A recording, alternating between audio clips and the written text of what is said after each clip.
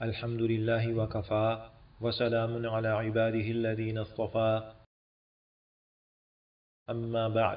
حضرات محترم، یہ ضروریات دین کورس کا سبق نمبر 94 ہے۔ اس کا موضوع ہے مقام صحابہ و اہل بیت رضی اللہ عنہم۔ یہ سبق 6 نکات پر مشتمل ہے۔ نمبر 1، صحابی، سید، اہل بیت اور آل رسول صلی اللہ علیہ وسلم سے مراد کون سے حضرات ہیں؟ ہمارے نبی اکرم صلی اللہ علیہ وسلم کو جس نے ایمان کی حالت میں دیکھا اور ایمان ہی پر اس کی وفات ہوئی اسے صحابی کہتے ہیں، اور سید سے مراد وہ لوگ ہیں جو حضرت عباس، حضرت علی، حضرت جعفر، حضرت عقیل اور حضرت حارث رضی اللہ عنہم کی اولاد ہیں۔ ان پر زکوٰۃ اور واجب صدقہ لینا حرام ہے۔ ان حضرات کے علاوہ بنی ہاشم کے دیگر خاندانوں کے لیے زکوٰۃ وغیرہ لینا جائز ہے، لیکن بعد میں سید کا لفظ حضرت حسن اور حضرت حسین رضی اللہ عنہما کی نسل سے آنے والے گھرانوں کے لیے خاص ہو گیا، لہٰذا اب صرف ان حضرات کو ہی سید کہنا چاہیے، اور اہل بیت سے کبھی آپ صلی اللہ علیہ وسلم کی صرف ازواج مطہرات مراد ہوتی ہیں، اور کبھی آپ صلی اللہ علیہ وسلم کی صرف اولاد مراد ہوتی ہے، اور کبھی دونوں بھی مراد ہوتے ہیں، اور آل رسول سے آپ صلی اللہ علیہ وسلم کی اولاد مراد ہوتی ہے، یا آپ صلی اللہ علیہ وسلم کے وہ رشتہ دار مراد ہوتے ہیں جن پر صدقہ حرام ہے، یا سب مسلمان مراد ہوتے ہیں۔ نمبر 2، صحابہ کرام اور اہل بیت کے فضیلت کے لحاظ سے مرتبے۔ اوپر ذکر کی گئی تفصیل سے معلوم ہوا کہ لفظ صحابی کا مفہوم وسیع ہے، اس میں حضرات اہل بیت بھی داخل ہیں۔ انبیاء علیہم السلام کے بعد سب انسانوں میں سب سے بڑا مرتبہ حضرت ابوبکر صدیق کا ہے، حضرت ابوبکر کے بعد حضرت عمر کا مرتبہ ہے، حضرت عمر کے بعد حضرت عثمان کا، اور حضرت عثمان کے بعد حضرت علی کا مرتبہ ہے۔ ان چاروں خلفائے راشدین کے بعد عشرہ مبشرہ کا درجہ ہے، یعنی ان 10 صحابہ کرام کا جنہیں آپ صلی اللہ علیہ وسلم نے ایک ہی مجلس میں نام لے کر جنت کی خوشخبری دی تھی۔ عشرہ مبشرہ میں 4 تو یہی خلفائے راشدین ہیں، اور ان کے علاوہ حضرت سعد بن ابی وقاص، عبد الرحمن بن عوف، ابو عبیدہ بن جراح، سعید بن زید، طلحہ بن عبید اللہ اور زبیر بن عوام شامل ہیں۔ عشرہ مبشرہ کے بعد غزوہ بدر میں شریک ہونے والوں کا، ان کے بعد غزوہ احد میں شریک ہونے والوں کا، ان کے بعد بیعت رضوان میں شریک ہونے والوں کا، اور ان کے بعد تمام صحابہ کا مقام ان کے تقوی کے لحاظ سے ہے۔ صحابہ کرام کے عمومی فضائل اور درجہ بندیوں میں جو حضرات اہل بیت شامل ہیں وہ فضائل ان کے بھی ہیں، اور مختلف صحابہ کرام کے خاص فضائل بھی آئے ہیں، اور حضرات اہل بیت کے خاص فضائل بھی آئے ہیں۔ حضرت سیدہ فاطمہ زہرا جنت کی تمام عورتوں کی سردار ہیں، اور ان کے بعد ان کی والدہ حضرت خدیجہ، اور ان کے بعد حضرت عائشہ صدیقہ، اور پھر سب امہات المؤمنین تمام دنیا کی عورتوں سے افضل ہیں۔ اور صحابہ کرام کی عورتوں کے بارے میں صحابہ کے مرتبوں کے اعتبار سے عقیدہ رکھیں۔ رسول اللہ صلی اللہ علیہ وسلم کا ارشاد ہے، حسن اور حسین جنت کے جوانوں کے سردار ہیں، مطلب یہ کہ یہ حضرات انبیاء اور خلفائے راشدین کے علاوہ سب کے سردار ہیں۔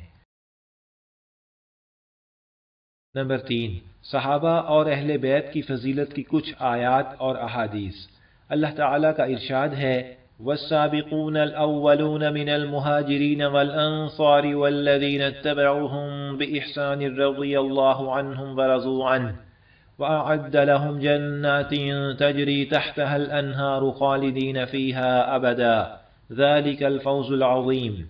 اور مہاجرین اور انصار میں سے جو لوگ پہلے ایمان لائے اور جنہوں نے نیکی کے ساتھ ان کی پیروی کی، اللہ ان سب سے راضی ہو گیا اور وہ اس سے راضی ہیں، اور اللہ نے ان کے لیے ایسے باغات تیار کر رکھے ہیں جن کے نیچے نہریں بہتی ہیں، جن میں وہ ہمیشہ ہمیشہ رہیں گے، یہی بڑی زبردست کامیابی ہے۔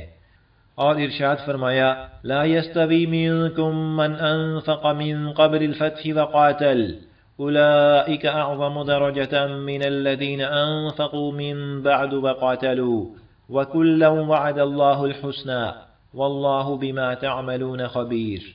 تم میں سے جنہوں نے مکہ کی فتح سے پہلے خرچ کیا اور لڑائی لڑی وہ بعد والوں کے برابر نہیں ہیں، وہ درجے میں ان لوگوں سے بڑھے ہوئے ہیں جنہوں نے فتح مکہ کے بعد خرچ کیا اور لڑائی لڑی۔ یوں اللہ نے بھلائی کا وعدہ ان سب سے کر رکھا ہے، اور تم جو کچھ کرتے ہو اللہ اس سے پوری طرح باخبر ہے۔ اس آیت سے ایک تو یہ بات معلوم ہوئی کہ صحابہ سب کے سب جنتی ہیں، اور دوسری یہ بات معلوم ہوئی کہ فتح مکہ سے پہلے ایمان لانے والوں کا مرتبہ بعد میں ایمان لانے والوں سے زیادہ ہے۔ نبی اکرم صلی اللہ علیہ وسلم کا ارشاد ہے، خیر امتی قرنی ثم الذین یلونہم ثم الذین یلونہم، میری امت کے بہترین لوگ میرے زمانے کے ہیں یعنی صحابہ، پھر ان کے ساتھ والے یعنی تابعین، پھر ان کے ساتھ والے یعنی تبع تابعین۔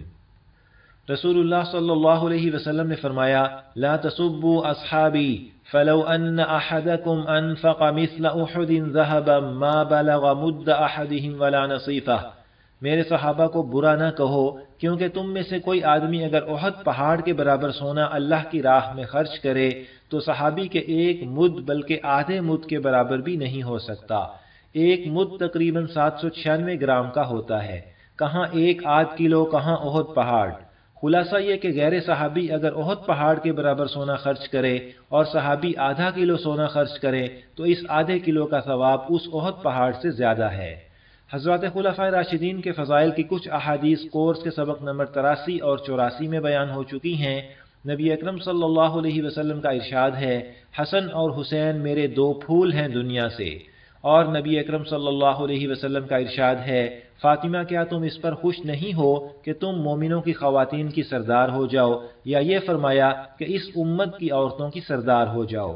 اور رسول اللہ صلی اللہ علیہ وسلم کا ارشاد ہے، عائشہ کی فضیلت عورتوں پر ایسے ہے جیسے سرید کی فضیلت باقی سب کھانوں پر۔ نمبر 4، اہل بیت اور صحابہ کرام رضی اللہ عنہم کا باہمی تعلق۔ محترم سامعین، آدمی اپنی اولاد کے نام ان ہستیوں کے نام پر رکھتا ہے جن سے اسے محبت ہوتی ہے۔ ذرا اس پہلو سے ان حقائق کا جائزہ لیجئے۔ حضرت علی کے ایک صاحبزادے کا نام ابو بکر تھا، یہ آپ کی اہلیہ لیلہ بنت مسعود کے بطن سے تھے۔ حضرت حسن کے ایک صاحبزادے کا نام ابو بکر تھا، حضرت حسین کے ایک صاحبزادے کا نام بھی ابو بکر تھا، حضرت زین العابدین کی کنیت ابو بکر تھی، حضرت حسین کی ایک پوتی کا نام عائشہ تھا، حضرت موسیٰ کاظم کی ایک صاحبزادی کا نام عائشہ تھا، حضرت علی ہادی کی ایک بیٹی کا نام عائشہ تھا۔ اس کے علاوہ بنو ہاشم کے کئی بزرگوں نے اپنے بچوں کا نام ابو بکر رکھا تھا۔ اس سے واضح ہوتا ہے کہ ان حضرات اہل بیت کو خلفائے راشدین سے کتنی محبت اور عقیدت تھی۔ نمبر 5، سب صحابہ کے عادل اور نیک ہونے کے عقیدے کی تشریح۔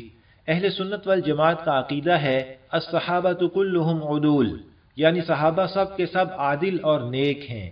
اس کا مطلب یہ ہے کہ اگر کسی صحابی سے کبھی کوئی گناہ ہوا بھی تو انہوں نے اس سے توبہ کر لی، اللہ تعالیٰ نے انہیں معاف کر دیا۔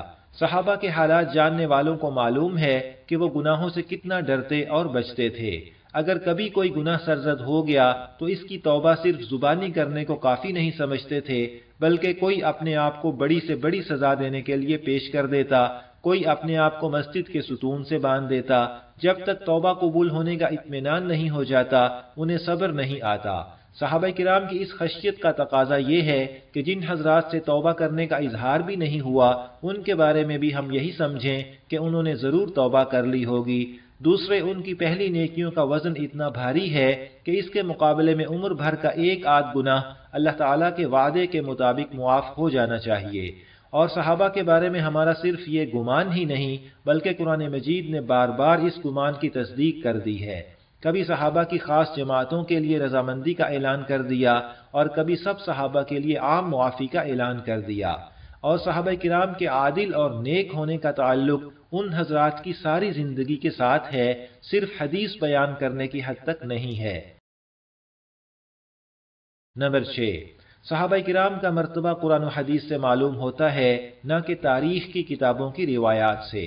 حضرات محترم، تاریخ، ہسٹری کی کتابوں میں طریقہ یہ ہوتا ہے کہ ہر طرح کی صحیح اور کمزور روایات نقل کر دی جاتی ہیں، لہذا جب تک تاریخ کی کتابوں کی روایات کو چھان پھٹک کر دیکھ نہ لیا جائے تب تک ان روایات پر اعتماد نہیں کیا جا سکتا۔ مثال کے طور پر ابن کثیر رحمہ اللہ حدیث اور تفسیر کے مشہور امام اور بڑے ناقد ہیں، روایات کی تنقید ان کا خاص امتیاز ہے، لیکن یہی بزرگ جب تاریخ پر اپنی مشہور کتاب البدایہ والنہایہ لکھتے ہیں تو تنقید کا وہ درجہ باقی نہیں رہتا۔ تاریخ کی کتابوں کا یہ حال ہے، جبکہ دوسری طرف قرآن مجید اور حدیث شریف ہمارے پاس مضبوط سند اور پوری احتیاط کے ساتھ محفوظ چلے آ رہے ہیں۔ تاریخ کی کتابوں کی روایات قرآن و حدیث کے مقابلے میں کوئی حیثیت نہیں رکھتی، لہٰذا قرآن و حدیث سے صحابہ کرام کا جو مرتبہ ثابت ہے، تاریخی روایات اگر اس کے خلاف ہوں تو ایسی تاریخی روایات قابل قبول نہیں۔ نبی اکرم صلی اللہ علیہ وسلم کی تمام ازواج مطہرات اور دیگر تمام اہل بیت کی محبت عین ایمان و اسلام ہے، صحابہ کرام ہدایت کے ستارے ہیں اور اہل بیت کی محبت نجات کی کشتی ہے۔ الحمدللہ اہل سنت والجماعت نجات کی کشتی میں سوار ہوئے اور ہدایت کے ستاروں کی رہنمائی میں اپنا سفر طے کیا اور منزل مقصود کو پہنچ گئے۔ یہاں پر ضروریات دین کورس کا سبق نمبر 94 مکمل ہوا۔ انشاءاللہ تعالی سبق نمبر 95 کا موضوع ہوگا نبی اکرم صلی اللہ علیہ وسلم کی اپنی امت پر شفقت اور محبت۔ اللہ تعالیٰ سے دعا ہے کہ ہمیں صحابہ کرام اور اہل بیت کرام رضی اللہ عنہم کی محبت اور فرما برداری کی توفیق دیں، آمین۔